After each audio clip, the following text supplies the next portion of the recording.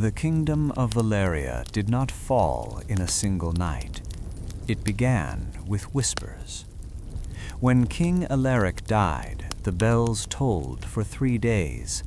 Black banners hung from every tower, and the streets filled with mourners.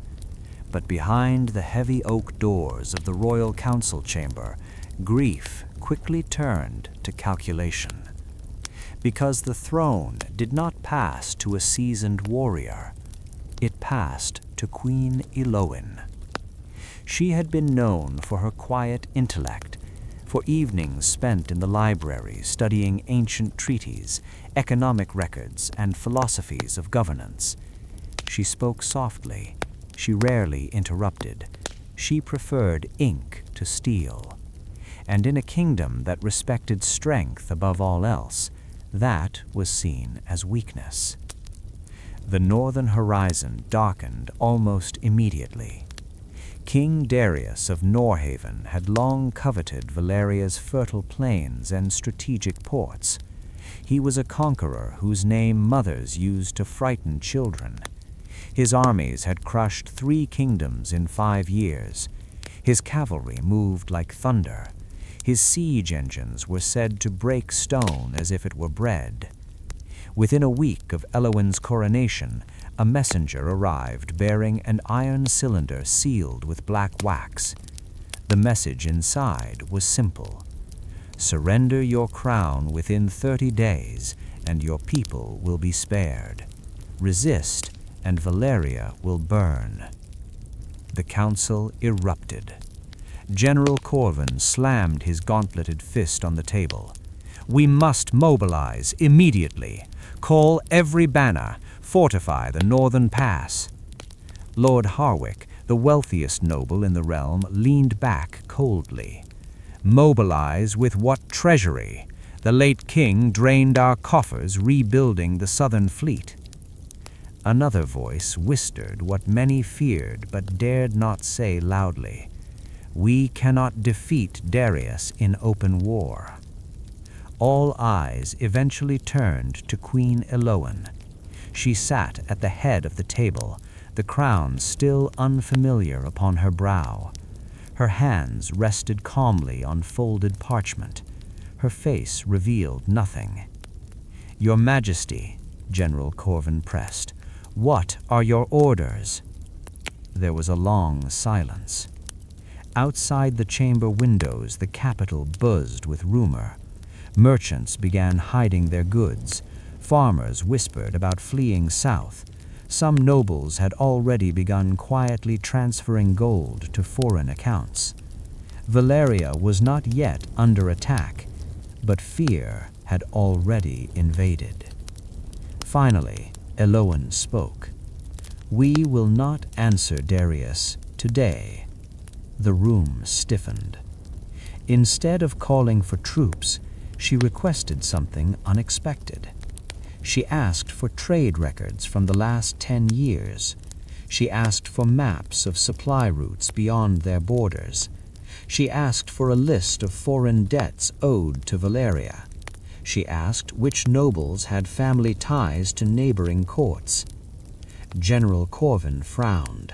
Your Majesty, this is war. Eloin met his gaze steadily. Yes, she said softly, it is. That evening, while the generals sharpened swords and the blacksmiths prepared armor, Queen Eloin walked alone through the palace archives. Candlelight flickered against shelves heavy with treaties and ledgers.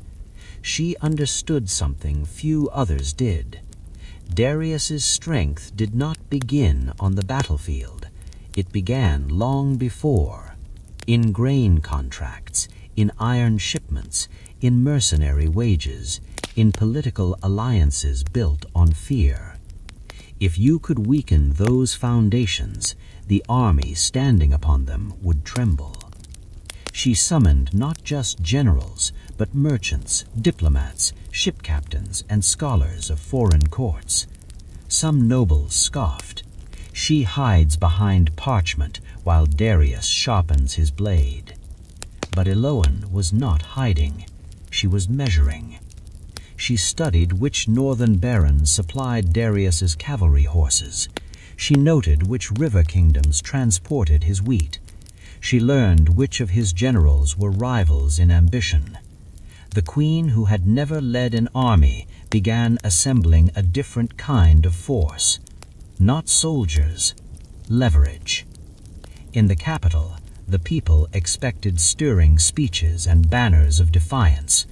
Instead, they saw a queen who listened more than she spoke, and that frightened her enemies far more than rage ever could.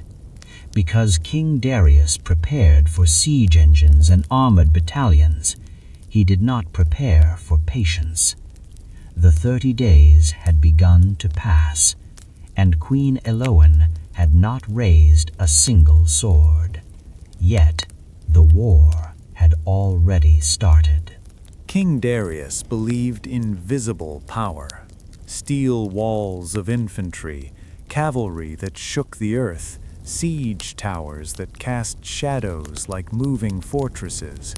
But Queen Eloan believed in invisible power, the kind that does not march but moves beneath the surface.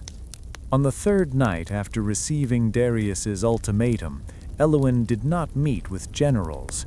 She met with merchants.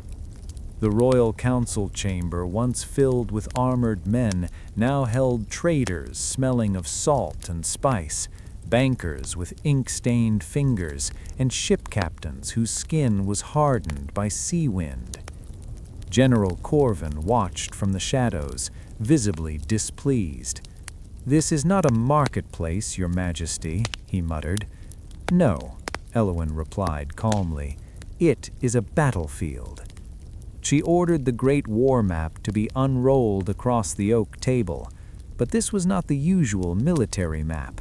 Instead of marking fortresses and battalions, she had it redrawn.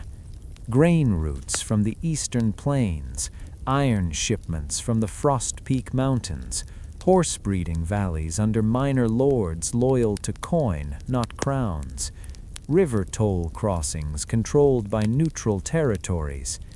"This," she said quietly, "is Darius's true army."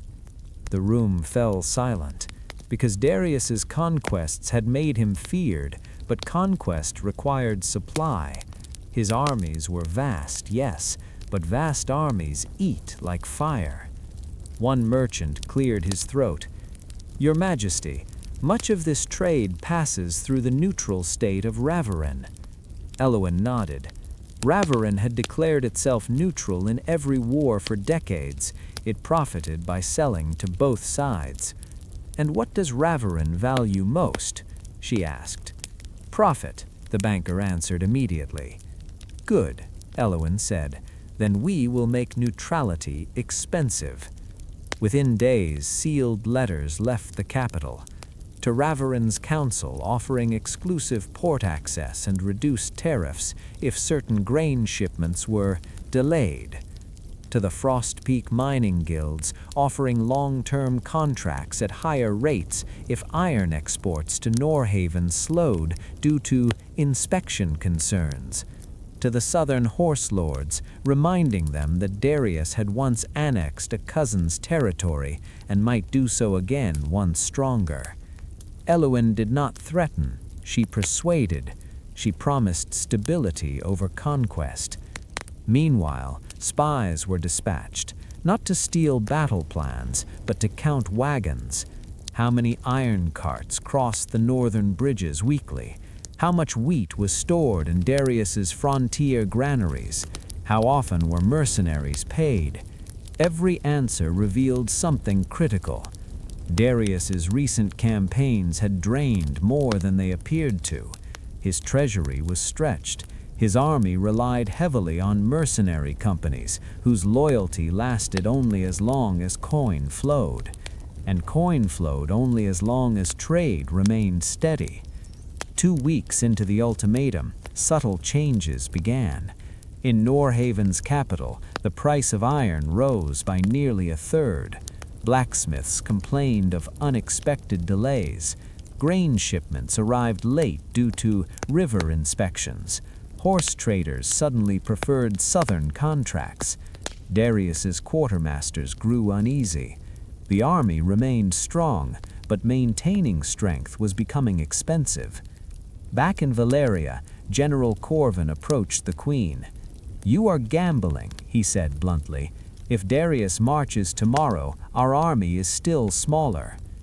Elowen studied the redrawn map. "Yes," she agreed, "but he will not march tomorrow." "Why?" "Because marching requires certainty," she said softly, "and I have given him doubt." Darius had built his reputation on swift, decisive wars, overwhelming force, crushing morale before resistance could form. But uncertainty is poison to momentum. Reports soon reached Norhaven that rival kingdoms were negotiating quietly with Valeria, that Ravarin's neutrality was shifting, that mercenaries demanded hazard bonuses due to unstable supply chains. For the first time in years, Darius convened his council in frustration rather than triumph. He had prepared for a siege. He had prepared for a battlefield slaughter. He had not prepared for invisible resistance. In Valeria, the people still saw no marching armies. They saw no grand speeches. They saw no queen atop a warhorse. But something had changed. The panic in the markets had slowed. The rumors of immediate invasion had softened. Time, precious time, had been bought. And time in war is often worth more than swords. Queen Elowen stood once more before the great map, but now she did not see borders. She saw pressure points. King Darius thought in terms of territory. She thought in terms of balance. And slowly, without ever raising a blade, she was shifting that balance. The 30th day was approaching, and Darius's army was not yet marching. The battlefield remained empty, but the war was deepening. King Darius was not a man accustomed to delay. For years his victories had followed a brutal pattern. Swift mobilization, overwhelming force, shattered resistance. But now, something was wrong. In the great fortress capital of Norhaven, the War Council gathered beneath banners taken from conquered kingdoms. Generals stood in polished armor, waiting for the command to march south into Valeria. Instead, they listened to reports. "My king," said the quartermaster carefully, "iron shipments from Frost Peak have been reduced by nearly 40%. Darius's jaw tightened. "Then pay more." "We have, Your Majesty. The guilds claim shortages, accidents, weather." Another voice spoke up. "Grain barges from Ravarin had been delayed. Inspections, they say. New tariffs." A third added, "The Red Falcon Mercenary Company demands advance payment before mobilizing." Darius rose from his throne. "Cowards and opportunists," he growled. "They will be reminded who rules the North." But even as he spoke, doubt flickered. His treasury had funded 5 consecutive campaigns. Conquest filled coffers, but rebuilding conquered lands drained them just as quickly. Roads needed repair, garrisons required pay, occupied cities demanded food. War was profitable only when swift, and this war had not begun swiftly. Meanwhile, in Valeria, Queen Elowen continued her quiet campaign. She had no illusions. Darius was still powerful. If he marched with full strength, Valeria's army would struggle to withstand him. So she did not aim to defeat his army. She aimed to fracture it. Her spies returned with new intelligence. Several of Darius's generals were rivals. General Veros, commander of the Western Cavalry, believed he deserved greater recognition. Admiral Careth resented the growing influence of land commanders. The Red Falcon mercenaries had not been fully paid after the last siege. Elowyn studied these names carefully. Ambition, she whispered, is stronger than loyalty. Discreet envoys were dispatched, not openly from the throne, but through intermediaries. Letters written without royal seals, messages carried by traders rather than diplomats. To General Veros came subtle praise of his strategic brilliance and rumors that Darius planned to replace him after the Valerian campaign. To Admiral Careth went intelligence suggesting that Darius intended to shift funding away from the Navy. To the Red Falcons came something simpler: gold. Not enough to betray openly, but enough to hesitate. Back in Norhaven, tensions rose. Veros questioned supply allocations. Careth argued for naval expansion rather than land invasion. Mercenary captains whispered about delayed bonuses. Darius sensed the shift. He summoned General Veros privately. "You doubt this campaign," Darius said coldly. Veros bowed stiffly. "I doubt the timing, my king. Supplies are unstable. Our enemies gather allies." "Fear does not suit you," Darius replied. "It is calculation." That word lingered in the chamber. Calculation. In Valeria, Elowyn heard of this meeting within days. She smiled faintly. Darius's strength had always been momentum. Now his council debated, his generals hesitated, his mercenaries negotiated. The iron certainty that defined his reign was developing hairline fractures. Yet to the public, nothing appeared dramatic. There were no burning cities, no clashing swords, no heroic charges. The war remained invisible. And that invisibility was Elowyn's greatest weapon. In the markets of Valeria, merchants began speaking with cautious optimism. Trade with southern allies increased. Frost Peak iron now flowed into Valerian forges instead of Norhaven's. General Corvin approached the Queen once more. "You are turning his own weight against him," he observed. "Yes," Elowyn answered. "An army that grows too large must consume more. If we control what it consumes, we control its strength. But what if he marches anyway?" She looked toward the northern horizon. "Then he will march hungry, divided, and uncertain." In Norhaven, Darius finally set a new deadline. Mobilization orders were issued, but slower than before. Additional funds were demanded from nobles. Taxes were raised abruptly. The people grumbled. Conquest once brought glory. Now it brought strain. Queen Elowyn had not attacked a single fortress. She had not assassinated a single commander. Yet across the north, cracks were spreading through the foundation of Darius's empire. And iron, once cracked, is never as strong as before. The war was still unseen, but it was no longer silent. King Darius had built his legend on speed. He attacked before enemies could gather allies. He struck before harvests were stored. He ended wars before winter. So when autumn leaves began to fall and Valeria still stood untouched, something extraordinary was happening.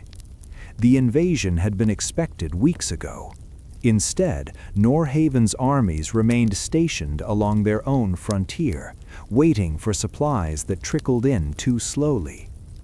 Queen Elowyn understood the calendar as well as any general. Winter was not merely a season, it was a weapon. In the high northern passes, snow could close roads for months. Rivers froze unpredictably. Horses weakened in the cold.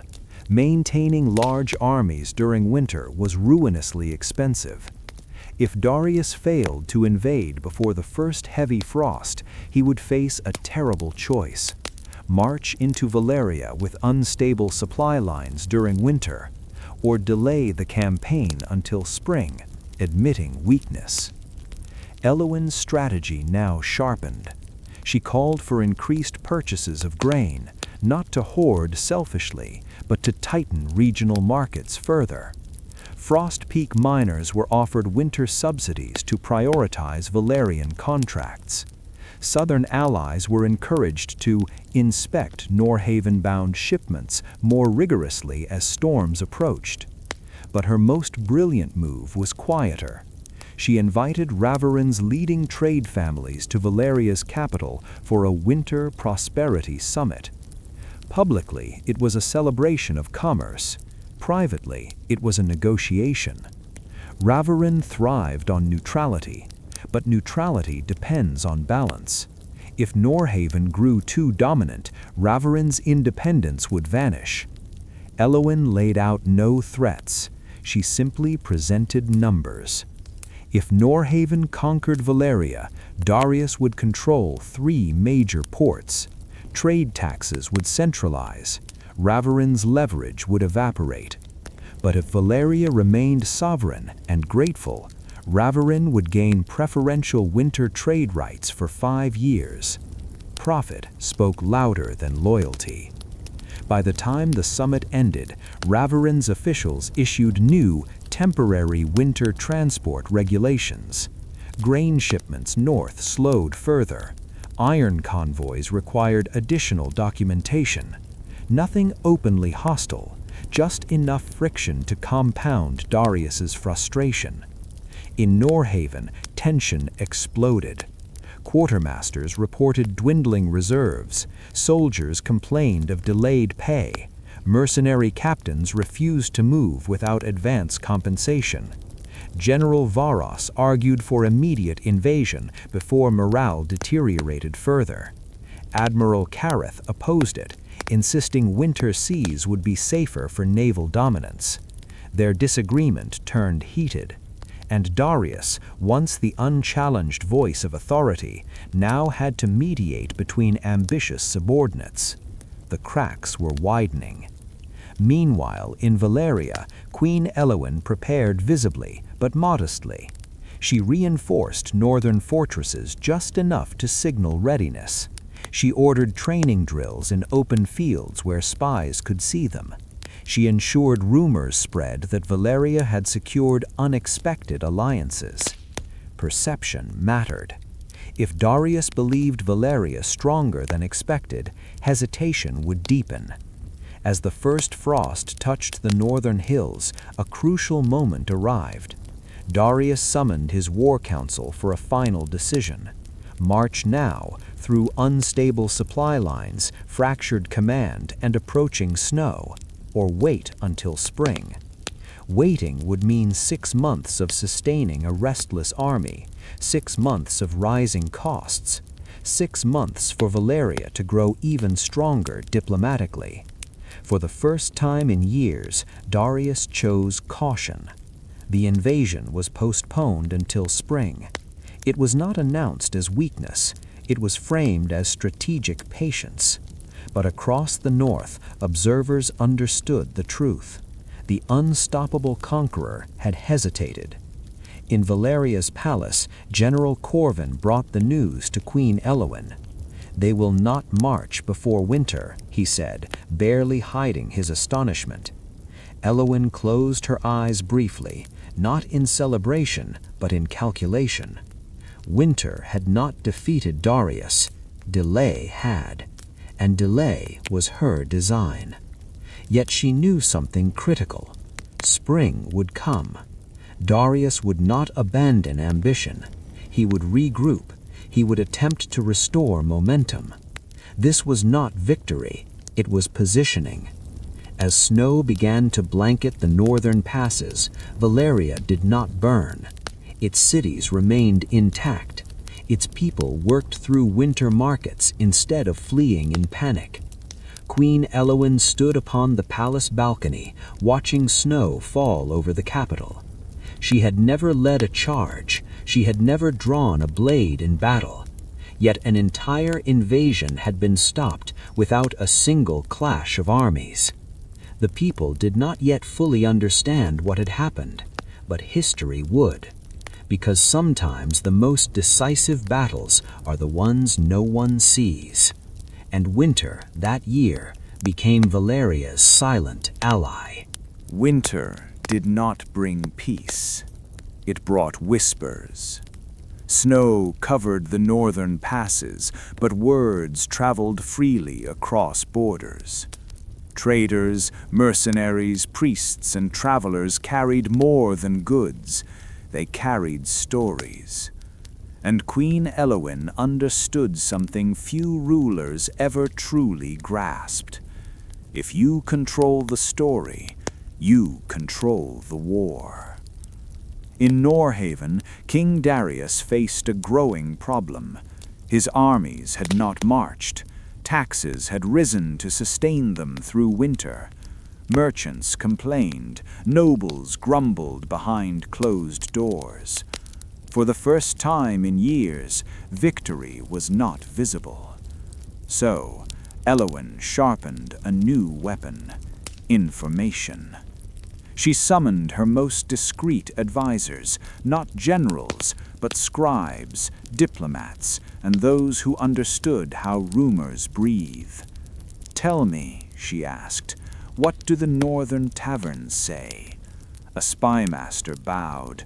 "They say Valeria hides behind snow, that spring will bring your fall." Elowin nodded slowly. Then spring must bring something else. Within weeks, subtle narratives began to spread. In Raverin, merchants quietly mentioned that Darius's treasury was dangerously thin. In Frostpeak, miners heard that Norhaven planned to seize direct control of the Iron Guilds after the next campaign. In Norhaven's own capital, pamphlets appeared anonymously praising General Varos's measured caution during the winter delay. None of it was openly rebellious, but each rumor planted doubt. Darius's strength had always been certainty. His people believed he would win because he always had. Now, uncertainty crept in like frost under a door. Meanwhile, Elowin made a public move that stunned her own court.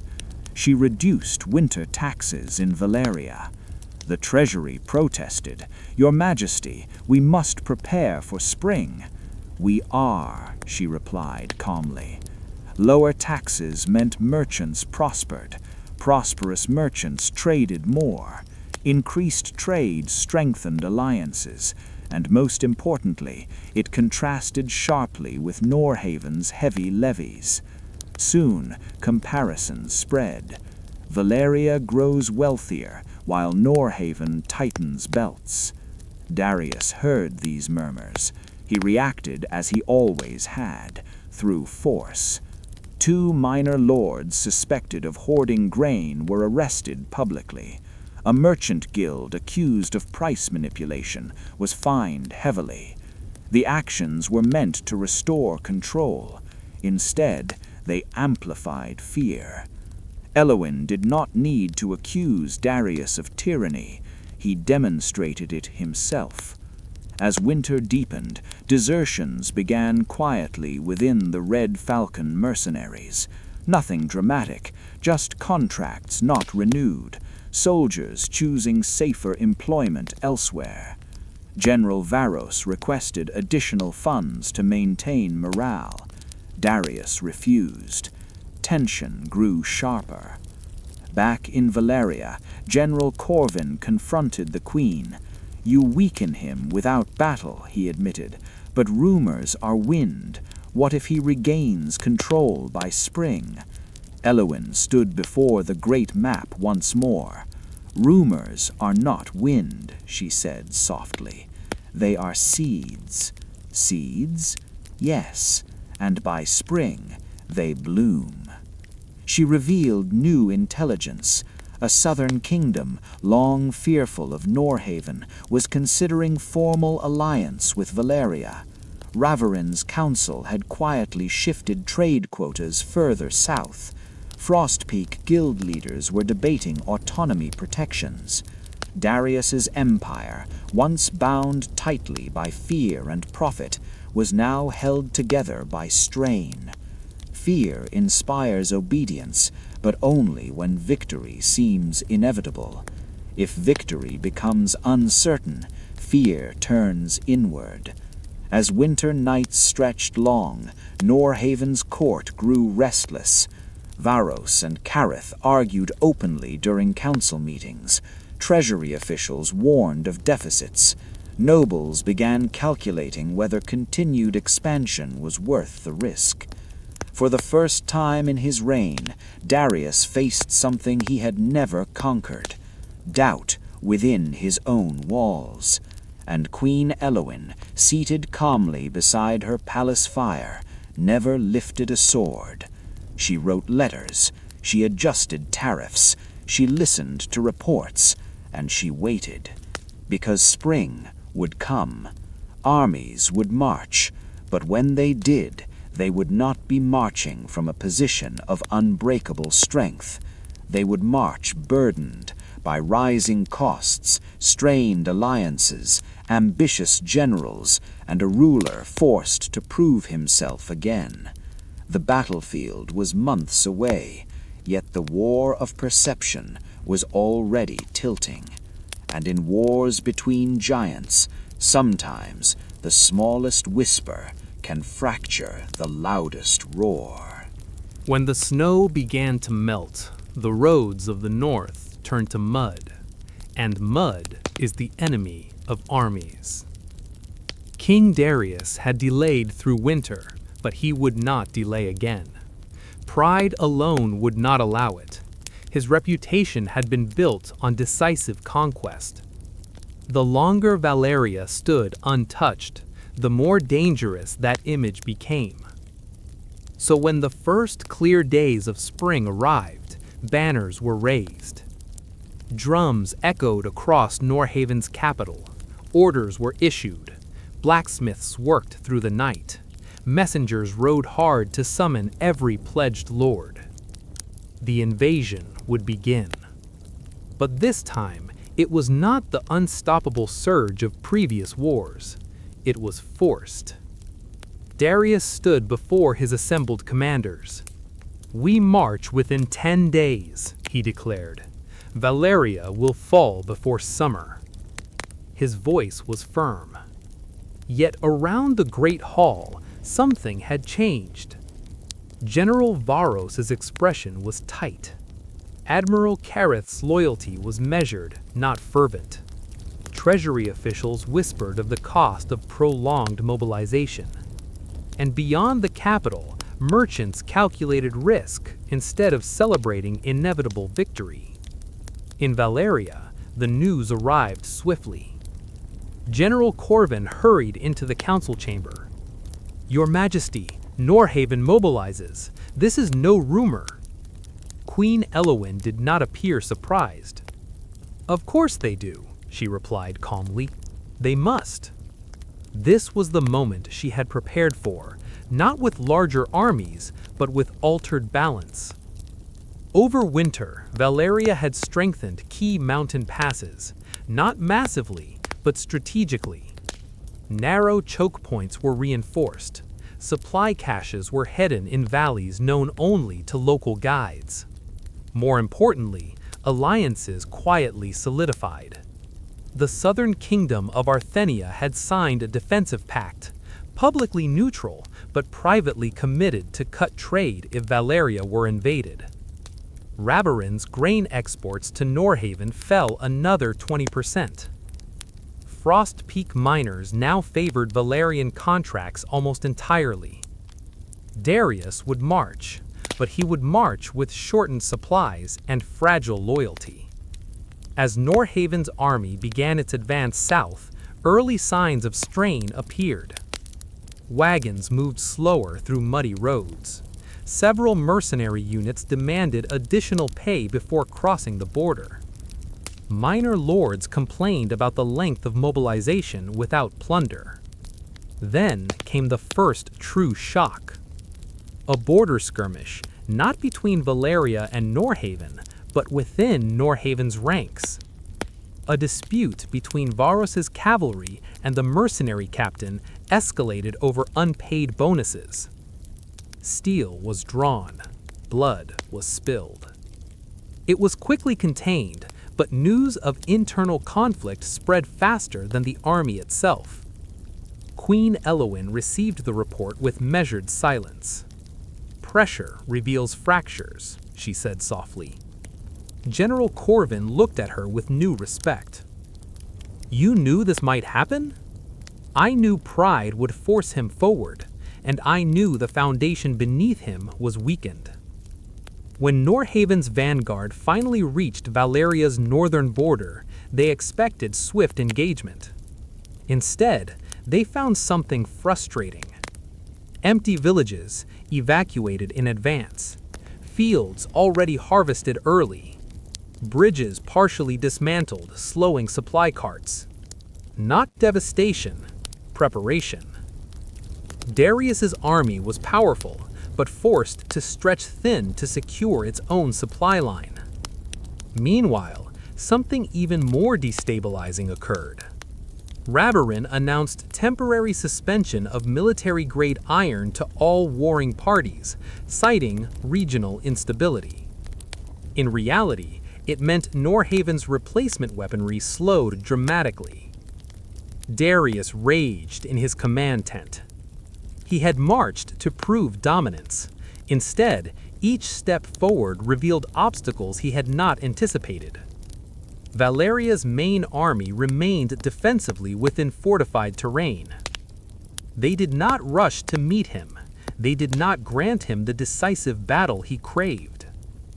And behind his lines, economic strain deepened. Mercenaries hesitated. Generals questioned. Supplies thinned. Queen Elowin stood upon Valeria's northern ramparts as scouts reported Norhaven's slow advance. For the first time, she wore light armor, not to fight, but to show resolve. General Corvin stood beside her. "If he forces a full assault, it will still be brutal," he warned. "Yes," she agreed, "but he cannot afford a brutal war." That was the truth. Darius needed quick victory, Valeria needed endurance, and endurance had been carefully engineered. As spring winds swept across the borderlands, Norhaven's once terrifying army found itself advancing cautiously, burdened by doubt, watching its own back as much as the enemy ahead. The war had finally become visible. But it was no longer the war Darius had planned. And Queen Elowin, who had never commanded a charge, had shaped every condition of it. Spring had arrived, and with it, the north began to tremble. King Darius stood upon a ridge overlooking the Valerian frontier. Below him stretched fortified hills, narrow passes, and defensive earthworks that had not existed months ago. Banners of Valeria fluttered calmly in the wind, not defiantly, not arrogantly, just steadily. He had expected fear. Instead, he found preparation. His scouts reported that Queen Elowin's main army remained positioned deep within layered defenses. They were not scattered. They were not retreating. They were waiting. And waiting was dangerous. Because every day his army stood idle on foreign soil, coin drained from his treasury. Supplies moved slower than anticipated. Muddy roads delayed wagons. Ravarin's restrictions meant replacement iron was scarce. Frostpeak's loyalty to Valeria was now undeniable. Worse still, whispers spread through campfires at night. Why has the Queen not attacked? Why does she not fear us? Are we walking into a trap? Darius called for a decisive strike. General Varros advised caution. Their terrain favors defense. A frontal assault through the northern pass will cost us dearly. Cost? Darius snapped. Victory requires cost. Admiral Careth, who had little influence in land battles, remained silent, but others did not. Several minor lords hesitated openly, concerned about stretched supply lines and rising unrest back home. For the first time in years, Darius's command tent felt divided. Meanwhile, within Valeria's fortified hills, Queen Elowin met with General Corvin. "Our scouts say he prepares for direct assault," Corvin reported. Elowin traced the mountain pass on the map. "He must attempt it. If he withdraws without battle, his authority fractures completely. And if he attacks?" She looked up at him steadily. "Then we do not give him what he wants." Corvin frowned. "You mean to avoid battle?" "I mean to deny him decisive glory." That night, Elowin ordered a quiet maneuver. Under cover of darkness, select Valerian units withdrew from the most obvious defensive positions, relocating deeper into secondary lines hidden by terrain. Decoy campfires were left burning. Supply caches were secured further south. At dawn, Darius launched his assault. War horns echoed through the valley. Infantry advanced in tight formation. Cavalry prepared to flank. They charged the outer defenses, only to find them lighter than expected. Valerian forces resisted briefly, then retreated in controlled fashion, drawing Norhaven's army deeper into the narrow terrain. It was not a rout, it was choreography. As Norhaven pushed forward, their formations stretched. Supply wagons lagged behind. Communication between flanks became strained. And then, something unexpected happened. Valeria did not counterattack. They withdrew again. Frustration rippled through Darius's ranks. "What is she doing?" one commander muttered. She was refusing spectacle. Darius had built his legend on crushing climactic battles, moments where his enemies broke publicly, visibly. But Elowin offered him no grand confrontation. Instead, she forced him to advance slowly through hostile geography, paying in fatigue and resources without earning decisive victory. After 2 days of cautious pushing, Darius halted the advance. Casualties were not catastrophic, but they were pointless. There was no shattered Valerian army, no captured queen, no triumphant moment, just incremental ground taken at disproportionate cost.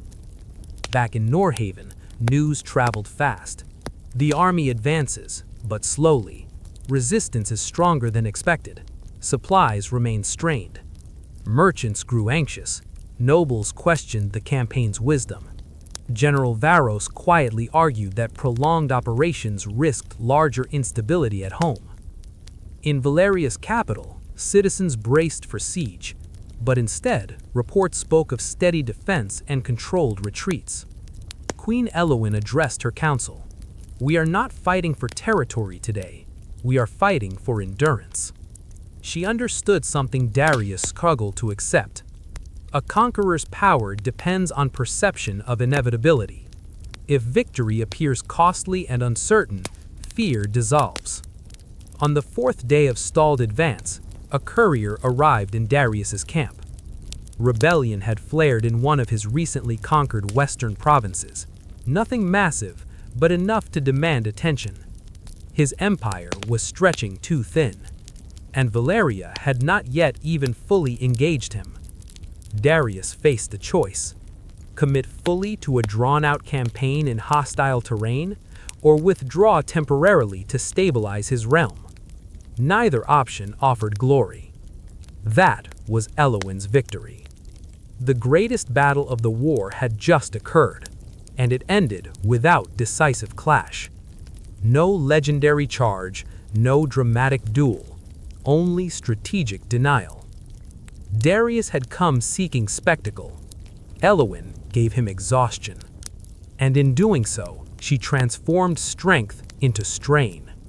The war was still not over, but for the first time, the conqueror looked less invincible, and the queen who never led a charge looked quietly unstoppable. King Darius did not retreat immediately. To withdraw too quickly would confirm weakness, to linger too long would deepen it.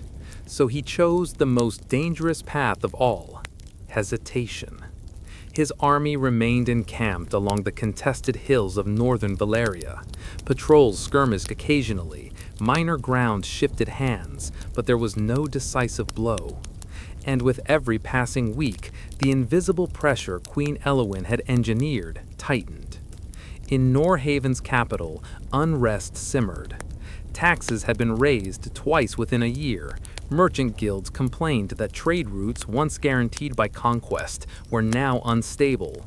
The western province, recently subdued, had erupted in scattered rebellion, emboldened by the king's absence. General Varos requested permission to return with a portion of the cavalry to restore order. Darius refused. "If we divide now," he said coldly, "we invite collapse." But collapse was already creeping inward. The Red Falcon mercenaries, long loyal to coin rather than crown, began negotiating openly for increased payment. When denied, several companies quietly withdrew from the front lines, citing contractual completion. It was not a mass desertion, but it was symbolic, and symbols are powerful in war. In Valeria, Queen Elowin received these reports with careful attention. She did not celebrate. She calculated, because she understood something critical. An empire does not shatter all at once. It fractures gradually until the ruler is forced to choose which cracks to seal and which to ignore. She convened her council. "Darius now fights 3 wars," she said calmly, "one at our border, one in his treasury, one in his provinces." General Corvin nodded slowly. "And he can only personally command one." Exactly. Elowin's next move was subtle, but devastating. She publicly announced an open trade corridor for Western Norhaven merchants willing to operate independently of the Crown's military contracts. It was framed as humanitarian commerce. In truth, it created economic incentive for Darius's own subjects to prioritize profit over loyalty. Within weeks, Western traders began shifting allegiance quietly. Smuggling increased. Provincial leaders, sensing opportunity, began negotiating local autonomy in exchange for peace. Darius's authority weakened, not because he lost a battle, but because alternatives now existed. Back at the front, supplies thinned further. Grain rations were reduced, iron replacements delayed, morale sagged. And still, Valeria refused decisive confrontation. Instead, small, precise strikes targeted Norhaven's extended supply lines. Bridges collapsed mysteriously after heavy rain. Wagon caravans disappeared in forest passes. Scouts reported coordinated harassment, but never full engagement. It was war without climax, and it exhausted the aggressor. One evening, in his command tent, Darius slammed his fist upon the war table. "She refuses to fight like a ruler," he growled. General Varos, careful with his words, responded, "She fights like someone who does not need to win a battle, only the war." The statement hung in the air, because it was true. Queen Elowin's objective had never been to destroy Norhaven's army outright. Such a victory would have required blood Valeria could not afford. Her objective was simpler and more dangerous: make the war too expensive to continue. As summer approached, heat replaced mud, but strain did not ease. Rebellion in the western province intensified. A prominent noble questioned tax policy publicly. Ravarin announced a long-term trade agreement favoring Valeria.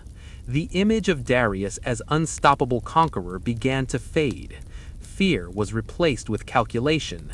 Calculation breeds independence, and independence fractures empires. Finally, Darius convened his commanders. "We will withdraw to secure our holdings," he announced. "This campaign is postponed, not abandoned." It was a careful phrasing, but everyone understood. He had come to conquer. He was leaving without victory. In Valeria's capital, church bells rang, not in wild celebration, but in solemn acknowledgement. The northern border remained intact. The kingdom still stood. Queen Elowin addressed her people from the palace balcony. She did not boast. She did not mock Norhaven. She simply said, "Strength is measured not by how loudly one strikes, but by how firmly one stands." Across the north, observers took note. Darius had commanded one of the largest armies in the region.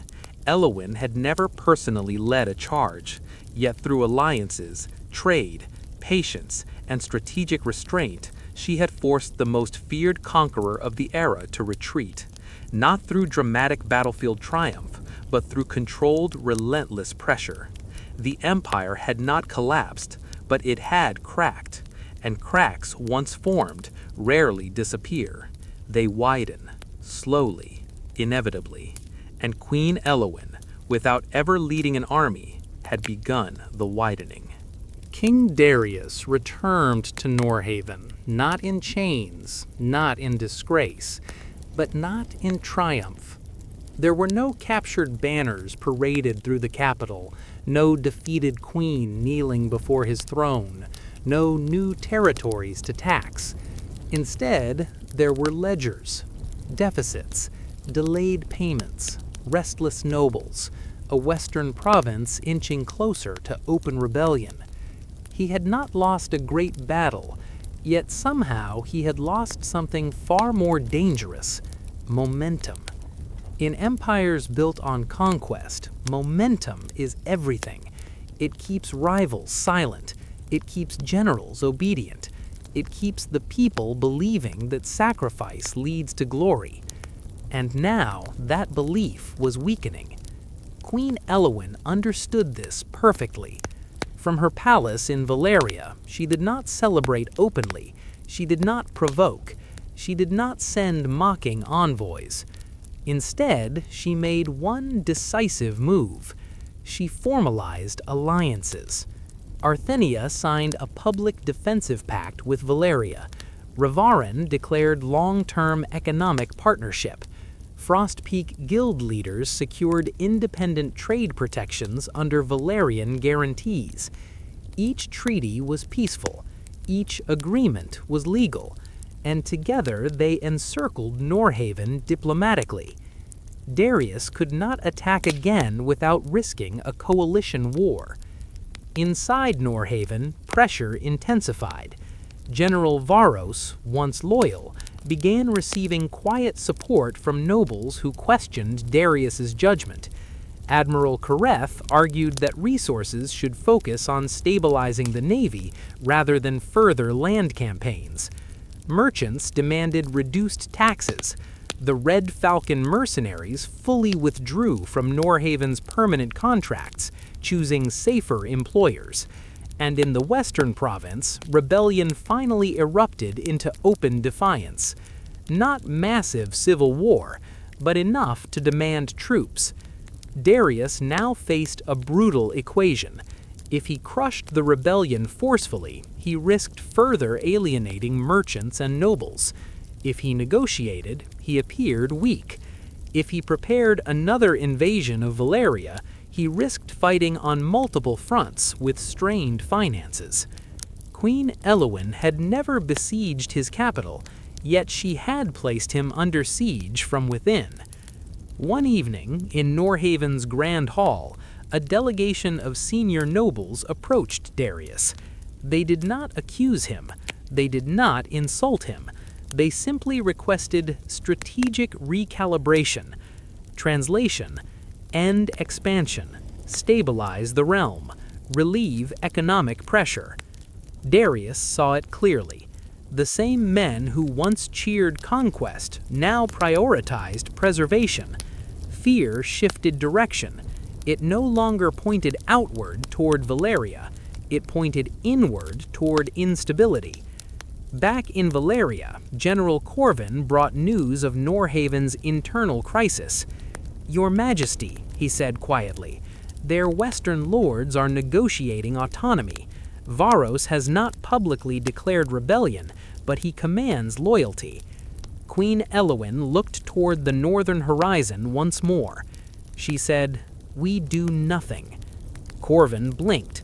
Nothing? If Norhaven fractures violently, chaos spreads across the region. Trade suffers. Borders destabilize. We need stability, not ashes. This was the final proof of her strength. She did not seek Darius's humiliation. She sought equilibrium. Over the next months, Norhaven's expansionist policies quietly ended. Military budgets were reduced. Taxation eased slightly. Western provinces were granted limited autonomy to prevent wider revolt. Darius remained king, but he was no longer conqueror. His empire stopped growing, and when empires stop growing, they begin consolidating or declining. The greatest irony was this: Valeria had never captured Norhaven's capital, it had never broken its army in battle, yet it had forced the most feared ruler of the North to abandon his campaign of conquest. Without siege engines, without decisive slaughter, without spectacle. Queen Elowin walked through her capital one evening without fanfare. Markets bustled, ships filled the harbor, children played beneath intact city walls. No one sang of a great battlefield victory, but everyone lived because of one. The war had ended not with flames, but with recalculation, and King Darius, once unstoppable, now ruled cautiously, his ambitions tempered by the quiet resistance of a queen who had mastered the art of unseen warfare. The throne of Valeria stood unbroken, and its ruler had never once led a charge. By the time summer settled over Valeria, the war that had begun as a threat of fire and blood ended as a story of restraint and cunning. King Darius remained across the northern hills, his army still formidable, yet slowed by fractured loyalty, stretched supply lines, and wary nobles. He had come to conquer, but he left without conquest. The momentum that once made him feared throughout the region had evaporated, replaced by cautious calculation. In Valeria, Queen Elowin moved among her people with quiet dignity. She did not ride in parades. She did not wave banners from towers. She did not boast of her victory. Her triumph was subtle, embedded in every functioning market, every fortified pass, every alliance she had nurtured during the invisible war. The people, for the first time in years, felt security without spectacle. Farmers worked in the fields without fear of marauders. Merchants traded openly and profitably.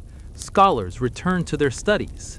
Children played in the streets of the capital, unaware that the kingdom's survival had been orchestrated in council chambers and libraries, rather than on the battlefield.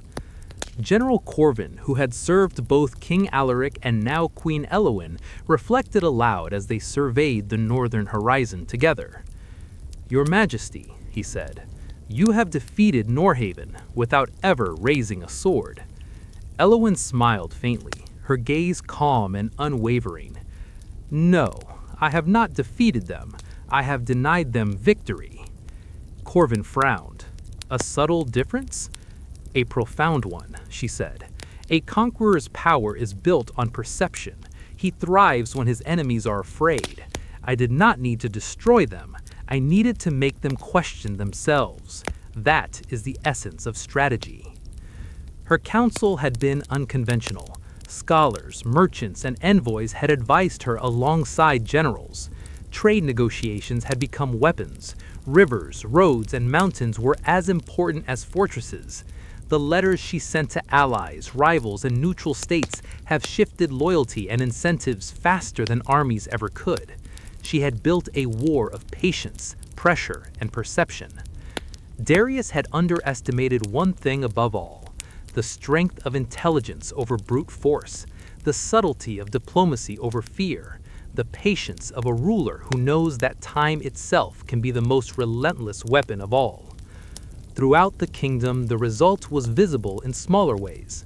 A northern baron who once prepared to betray Valeria now swore loyalty after a discreet offer of trade privileges. Ravarin, the neutral trading state, now guaranteed food and iron shipments to Valeria in exchange for exclusive access to ports. Even Frost Peak's mining guilds shifted allegiance, providing iron to Valeria rather than Norhaven. The queen had moved like a shadow over the battlefield, unseen, yet every step she took was decisive. She had engineered the weakening of a mighty army without striking a single blow. She had orchestrated the postponement of invasion, fractured Darius's council, drained his resources, and altered regional alliances. It was a triumph that history would struggle to record accurately. How does one measure victory without blood? How does one honor a queen who never swung a sword, yet changed the course of a war? Elowyn walked through the capital streets alone one evening. The sun set over the rooftops, casting long golden shadows. Citizens greeted her with respect, though none fully understood the quiet magnitude of what had occurred. Not a single building was burned. Not a single wall had fallen. Valeria had survived against an empire, against fear, and against the momentum of a legendary conqueror. She returned to the palace and looked out over her kingdom. The air was calm, the banners were steady. The people slept safely behind fortified walls that had been reinforced strategically, not for an immediate battle, but to give time for plans to unfold. The war had been won without a single charge of cavalry, without a clash of swords, without the cries of fallen soldiers, and in that, the queen's mastery was complete. History would remember King Darius for his campaigns, his conquests, and his brutal victories, but it would forget the quiet, invisible hand that had denied him glory, the hand of a queen who governed with intelligence, patience, and subtlety. Queen Elowyn, the ruler who never led an army, had shaped the fate of an empire, and she did it all with ink, strategy, alliances, and patience. The kingdom of Valeria stood secure, its enemies wary, its people hopeful, and Queen Elowyn had done what no warrior could. She had won a war without fighting a single battle. Her legacy, silent yet monumental, would endure far longer than the sword ever could.